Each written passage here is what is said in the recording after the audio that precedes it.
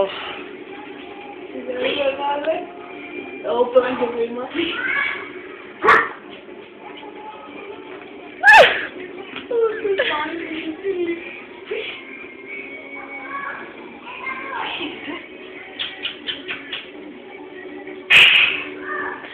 Νομίζω ότι ο καναπές μας είναι τεράστιος με το σκυλί πάνω. Ενώ είναι Με το κόλλο πρόσωπο. Έλα, στέχνωσε σχεδόν.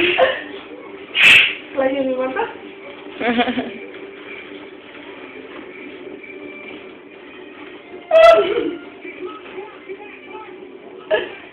Πόση ώρα μπορεί να το κάνει αυτό? Όχι, έφυγε. Θα ξανάρθει στάτερ, δεν έχει